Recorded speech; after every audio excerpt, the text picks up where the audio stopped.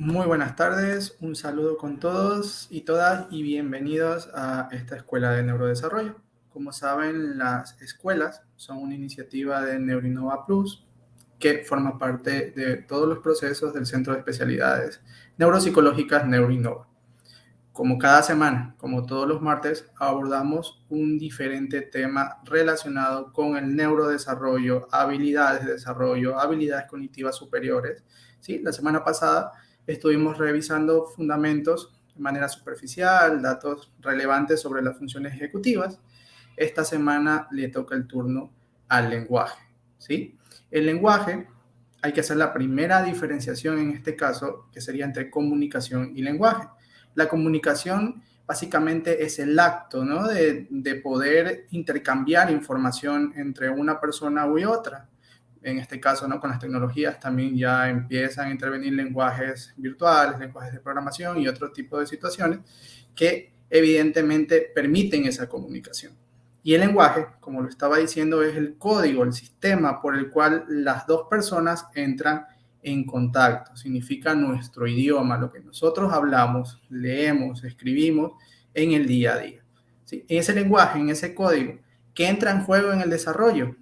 Aparte, como bien lo dice el título de esta escuela del día de hoy, se diferencia entre el lenguaje comprensivo, lo que entendemos, lo que podemos analizar del ambiente y lo que nosotros expresamos en función de ese análisis, de esa comunicación o de esa petición de información.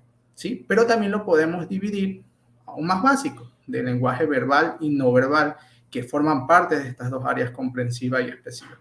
El lenguaje verbal, como lo podemos intuir, hace referencia a lo que nosotros hablamos, nos comunicamos, nuestro idioma, ¿sí? Un idioma, dos idiomas, bilingüismo, el políglota, el que maneja muchos idiomas, el lenguaje escrito, el lenguaje también por el tema de la lectura, escrito leído, ¿no? Que está relacionado, y el lenguaje no verbal, que también es muy importante en su desarrollo. De hecho, va generándose en paralelo. Todos los hitos del desarrollo, todos los procesos que se van generando desde el nacimiento, van vinculados el lenguaje oral, verbal, y el lenguaje comprensivo y el lenguaje no verbal. Voy entendiendo esas referencias sociales o esas formas expresivas, posiciones corporales, tono, timbre, la parte incluso proxémica, que es la utilización del espacio, ¿sí? De la persona para poderse comunicar, ¿no? Aquellas personas que se mueven mucho, se pueden acercar, pueden hacer muchas gesticulaciones, también forma importante.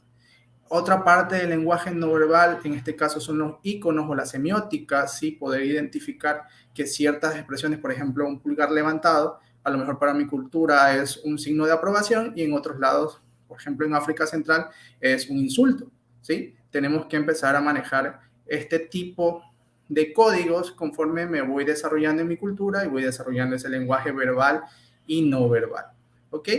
Tenemos esas dos diferenciaciones, ¿no? Comprensivo, expresivo, lenguaje verbal y no verbal, que se van desarrollando de la mano. Sabemos, ¿no? Incluso por el tema de fuentes, no solo académicas, sino también, en este caso, los medios de comunicación, que se generan hitos, que hay muchos signos de desarrollo conforme van avanzando los meses, que pasamos de un balbuceo, de gesticulaciones, de sílabas, de pequeñas palabras que se van generando. También los neosilogismos, que son palabras que los niños crean para nombrar objetos, por ejemplo, decirle al agua guagua, a mamá, decirle de alguna otra manera, ¿no? Cualquier objeto ponerle, o zapatos papes, ponerle un nombre que para ellos simbolice ese objeto, que poco a poco van desapareciendo conforme su vocabulario o su léxico va aumentando hasta que se genera la explosión del lenguaje, que más o menos sabemos que son tiempos referenciales en los cuales de los 3 a los 5 años aumenta el vocabulario más allá de las 1000 palabras, se empiezan a generar ya oraciones de 3 a 4 palabras que permiten esa explosión del lenguaje fluido y ya poder generar narraciones o interacciones más complejas. Pero también analicemos la base o la estructura neural del lenguaje. Hay que tener en cuenta que con todas las investigaciones de neuroimagen, la magnetoencefalografía, resonancia magnética, el tema de los PEC, SPED, nos han permitido diferenciar 3 sistemas específicos, ¿no? El primero sería el funcional, aquel que organiza, que planifica, que permite esa identificación para poder articular lo que yo comprendo y lo que tengo que expresar. Entre ellas tenemos un área específicamente centrada, que es el área perisilviana, que significa que es la línea que divide mi lóbulo parietal del temporal. Allí se ubican estructuras hasta la frente, ¿de acuerdo? Como el área de Broca, que está relacionada al lenguaje expresivo, toda esa identificación de los programas motores que yo tengo que articular para poder expresar el lenguaje. El área de Wernicke, que está más relacionada con la comprensión del lenguaje, lo que yo escucho, identifico grafemas, fonemas. Y bueno, hay un área subcortical que está más responde al sistema semántico, ese pool semántico que es el fascículo arqueado, el poder recuperar esa información, ese vocabulario que yo les decía hace un momento, ese léxico, y poder intercambiar la información desde que yo la comprendo hasta que yo la expreso. Incluso en la comprensión podré identificar cuáles son sonidos del habla de mi lengua materna o de lenguas que yo conozco o no reconozco, y sonidos ambientales, que pueden ser desde ambientes, sonidos de la naturaleza, sonidos de la ciudad, sonidos de casa, ¿no? Como una licuadora, un calentador, algo que me permita a mí identificar y comprender y darle sentido a ese lenguaje, ¿sí? Para poder contextualizar, que es una de las situaciones que están relacionadas ya a un uso más complejo del lenguaje. Ahí tomamos un ejemplo de trastornos del neurodesarrollo. Una de las principales afectaciones que se genera, por ejemplo, en el trastorno del espectro autista es la teoría de la mente. O en palabras más sencillas, la teoría de la mente es mi capacidad para poder conocer el contexto social. Creo que lo ponía en estas escuelas el ejemplo.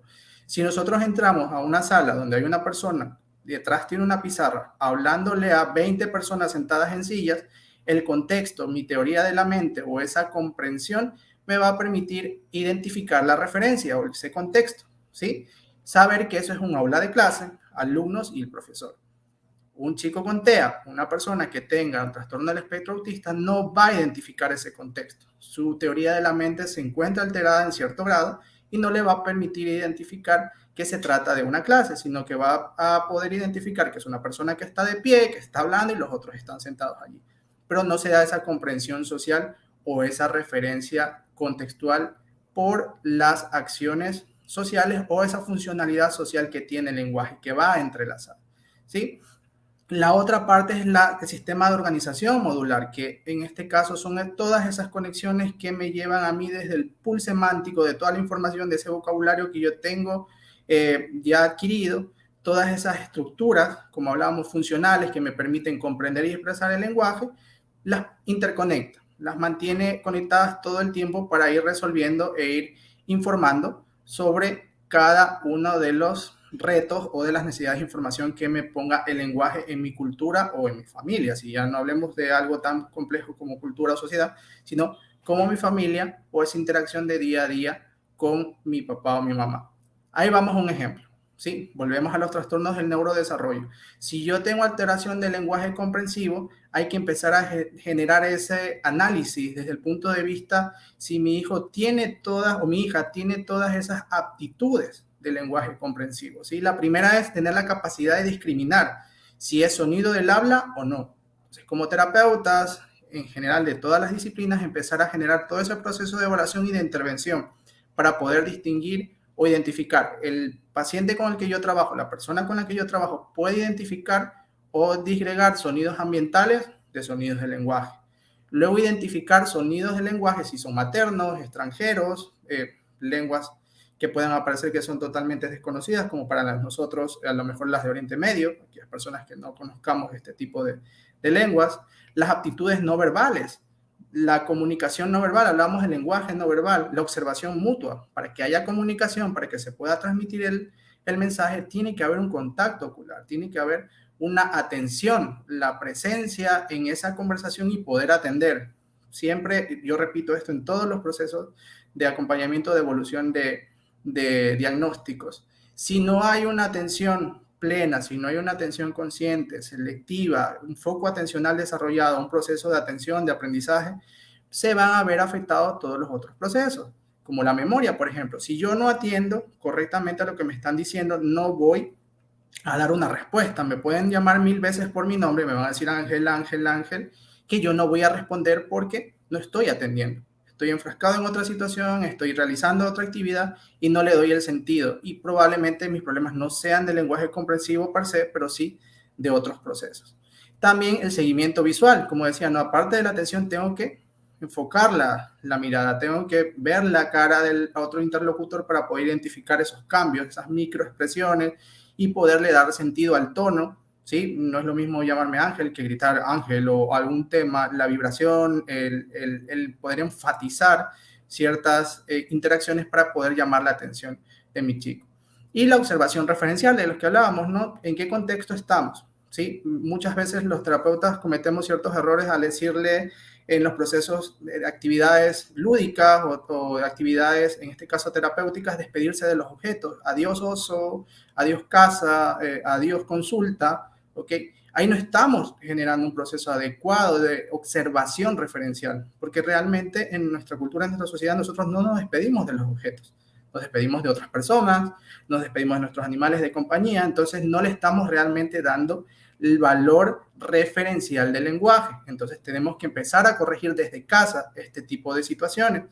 Los despidos, los saludos siempre se tienen que hacer con una persona, con una mascota de compañía y siendo congruentes. Siempre que yo llegue a saludar, siempre que yo me vaya, me despida, para que se pueda aprender ese valor referencial. No es lenguaje en sí, pero la referencia le va a permitir poder expresar de la mejor manera ya ese vocabulario que tiene, articularlo y utilizar el contexto para poder generar esa comunicación de manera adecuada. Y también las actitudes cognitivas y sensoriales. Si yo tengo dificultades sensoriales como la hipoacusia o baja visión, no voy a poder comprender de la mejor manera, no voy a poder entender gestos referenciales o microexpresiones, entonces significa que tengo dificultades para adquirir el lenguaje, que voy a tener dificultades en mi proceso de adquisición del lenguaje y voy a necesitar otras adaptaciones o estrategias de compensación.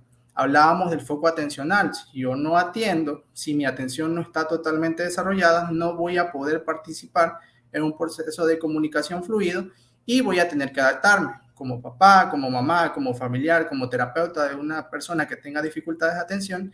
Tengo que empezar a hacer el lenguaje más funcional, más corto, que me permita comunicarme de la mejor manera con mi niño, mi niña o el paciente.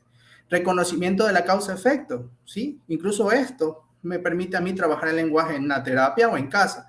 Si yo le empiezo a enseñar a mi hijo que si, por ejemplo, él pone su manita sobre el interruptor, se apaga la luz y luego vuelve a poner su manita sobre el interruptor y se enciende, empieza a hacer esa vinculación que cada acción va a tener un efecto.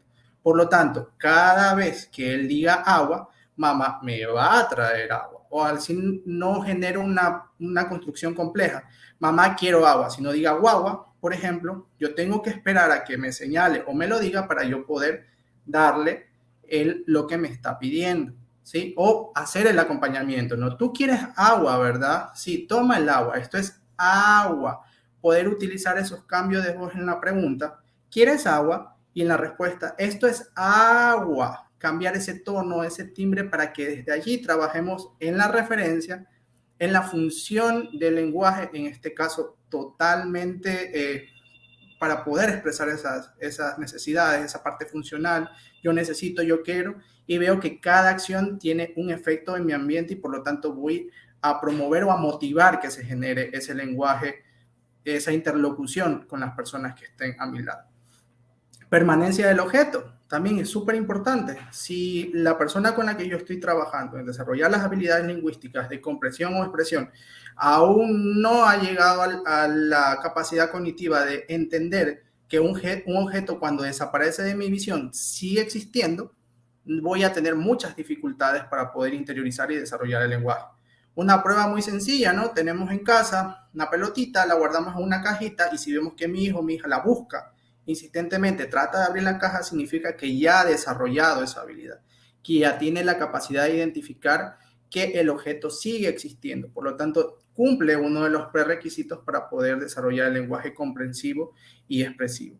Y al final, poder generar también esta capacidad cognitiva de la reflexión, del tomar riesgo. Lo hablábamos en la escuela de las funciones ejecutivas, la capacidad de valorar el riesgo, de ver que cada acción tiene un efecto y qué riesgo está sujeto a cada decisión que yo tome. ¿sí? Y eso es en cuanto a la estimulación general, el lenguaje expresivo, el lenguaje comprensivo. Para el lenguaje expresivo es más permitirles ensayar, corregir, no utilizar ni reducir el lenguaje, ni diminutivos, ni infantilismos, sino hablar con las palabras como son, pese a que sean difíciles. Como adulto, como terapeuta, tengo que buscar palabras más sencillas, más complejas, empezar con monosílabos, bisílabos, trisílabos, ir aumentando, pero permitirle la comunicación y no confundirlos, ¿no? Incluso al inicio, utilizar un solo nombre, incluso en el caso del bilingüismo, si papá maneja un idioma y mamá maneja un idioma, otro idioma, perdón, siempre se tienen que manejar con lo mismo. Mamá siempre me hablará en español, papá siempre me va a hablar en inglés. Y también tener en cuenta que muchos estudios científicos nos han dado la información que el bilingüismo retrasa la producción del lenguaje porque las áreas cerebrales tienen que estructurarse para esos dos sistemas de comunicación. Finalmente, y para terminar y concluir, ¿qué actividades puedo hacer en casa para estimular el lenguaje? Actividades súper sencillas basadas en el juego. Empezar a aumentar el vocabulario. No le voy a pedir que mi hijo me mencione los vegetales, frutas, si yo no les he enseñado cómo se llaman. Si todavía no reúne estas condiciones para entender, para comprender y para guardar el foco de atención y poder aumentar ese vocabulario. El juego realmente es la herramienta y la estrategia que les va a permitir estimular el lenguaje de manera global. Sus hijos vayan aumentando ese lenguaje y puedan ustedes proveerles situaciones controladas donde ellos se vean en la necesidad de utilizar el lenguaje. Si me pide algo, no bajarlo todo, si me señala todo lo de la repisa, sino esperar que haya alguna noción o una intención de comunicación y de petición. ¿Sí? Las preguntas podrían ser muy sencillas, preguntas de sí o no, preguntas de qué es esto, preguntas de dónde está, y como siempre utilizar la referencia que yo les comentaba, poder decir con un tono de voz la pregunta y con otro tono de voz la respuesta.